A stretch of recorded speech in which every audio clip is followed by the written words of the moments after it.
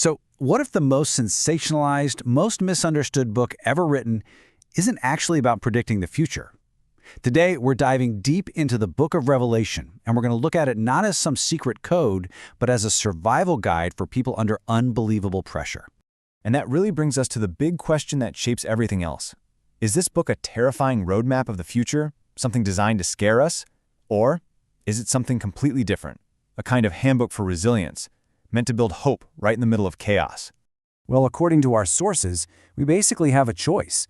There's an irresponsible way to read Revelation, using it to set dates, whip up panic, and label your enemies.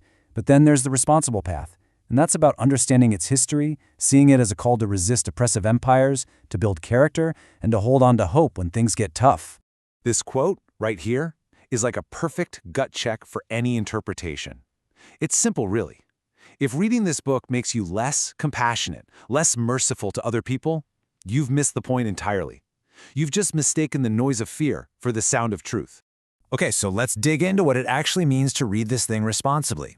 It means we stop treating Revelation like some kind of newspaper written thousands of years in advance. The first people who heard this weren't trying to decode 21st century headlines. No, they were getting a message for their world, a survival guide for how to live under an empire that demanded everything from them. So that brings us to the main antagonists of the story, the Beast and Babylon.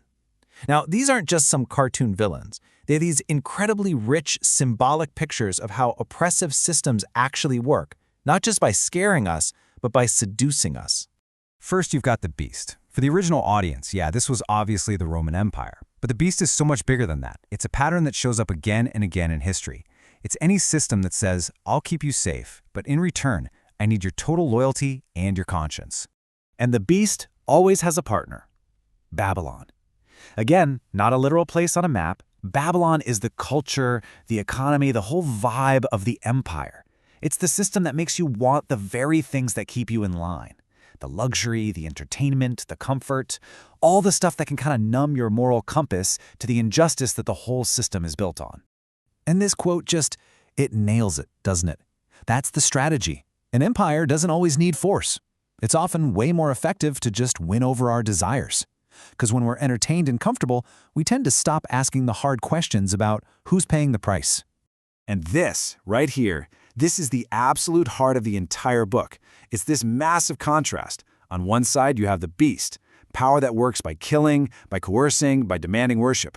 And on the other side, you have the Lamb, a symbol of a totally different kind of power, one that conquers not by killing, but through self-sacrifice and love. That contrast is everything. Okay, so that contrast leads us right into one of the most famous and frankly most sensationalized symbols in the whole book, the Mark of Allegiance. This is all about commerce, conscience, and what it costs to belong. And let's just get this out of the way right now. Forget all the modern conspiracy theories about microchips or barcodes. The original text is pointing to something way deeper and honestly a lot more challenging. The mark isn't about technology, it's about loyalty. So what is it? Think of the mark as a counterfeit seal. It's a symbol that you have totally conformed to the Beast system. The hand represents your actions, what you do. The forehead represents your thoughts, what you believe. So having the mark means your whole life, inside and out, lines up with the empire's values. And that's what gives you access to its economy, the ability to buy and sell. But what's so fascinating is how this actually happens. It's not usually one big dramatic moment. It's a slow drift.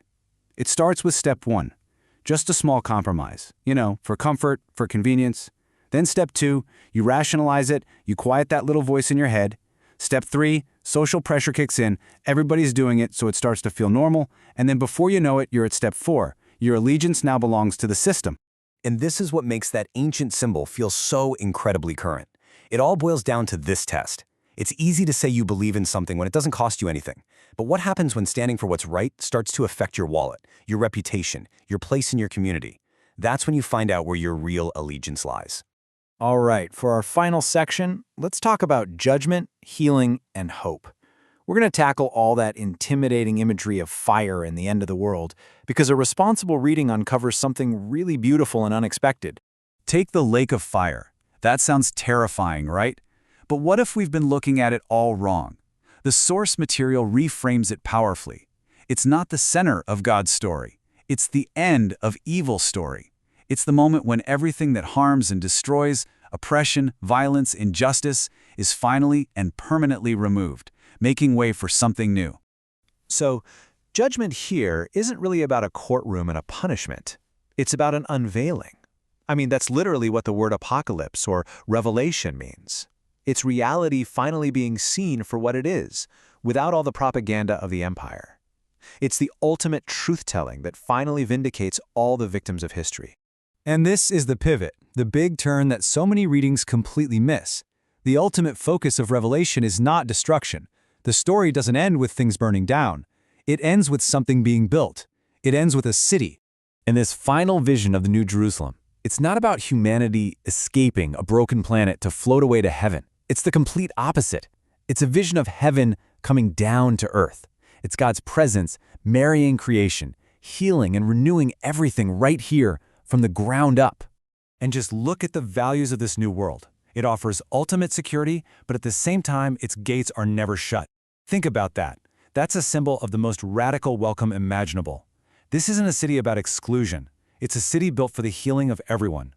This might be one of the most hopeful images in the entire book. It suggests that the deepest wounds of human history, all the trauma between nations and peoples, they aren't just swept under the rug. They are actively, intentionally healed. And so we come full circle. The point of Revelation was never to turn us into fortune tellers trying to decode some cosmic horoscope. The point is to give us an ethic, a way to live with faith and courage and love in a world that often rewards the exact opposite. And that ethic is really a rehearsal. Every small act of mercy in a world that can be merciless. Every choice for truth when a lie would be easier. Every time we stand against injustice. It's all a preview. We're practicing for the world that this book says is ultimately coming. And so, after all the visions, all the symbols, all the drama, we're left with this one final, piercing question. This is the challenge of Revelation, stripped down to its core. When the world offers you security, comfort, and belonging, at the price of your conscience, what will you choose?